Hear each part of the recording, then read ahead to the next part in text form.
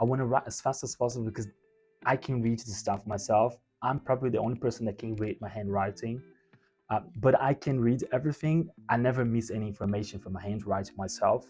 So if I write something fast, it doesn't look wow. But if you ask me what is that, it's written that, I can explain you exactly what it is, which is almost like a code strategy. So because I can write really fast, so then I'm able to process information a lot faster, and then I can keep up with my thoughts and maybe ask questions, because this is what I did as well when I went in school and university, or even working.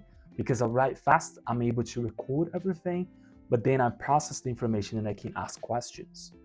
So there is this kind of interactions by writing fast and then processing the information and asking questions. But some teachers don't really like that.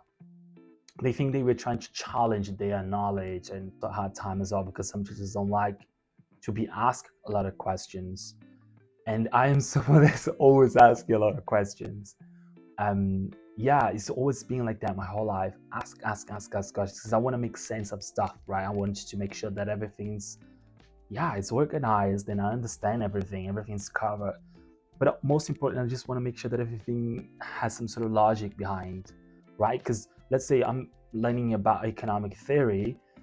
I wanted to know the reason why it's behind it, what will affect if that happens, if that happens. Sometimes it's hard for a teacher to explain everything, obviously, because there's so many variables. I understand that.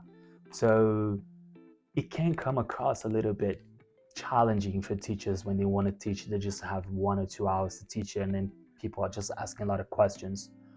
Maybe the education system is not really designed for people like me that asks a lot of questions. This is probably the problem. You don't need education, but if you wanted to study, just go for it. Like myself, it was difficult, but it was worth it because I polished myself. Every year was getting better. Every year was writing better. And now people say that I'm a really good writer. So it's probably thanks to the university. If I had not gone to the university, I don't think I would have that kind of mental exercise and that kind of knowledge and the ways that I was able to deal with challenges and come back up again and then keep going. That kind of drive.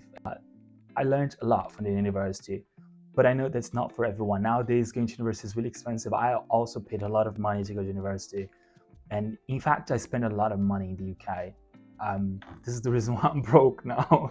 I paid all my university debt, and it was a lot of money. It was costing me a fortune. I could probably, have got a mortgage on a house and be, have had a house right now with that. But what I want to do in my life in the long term, I find it is necessary that I have a degree, especially in the UK, in London, and eventually I'm gonna get what I want to get. So having education, knowledge is powerful, and I want to use that power in one day to help people, to improve a society, to add value to this world. And I know eventually everything's gonna come together in one single place, and I'm just gonna laugh at everything what happened to me in my life.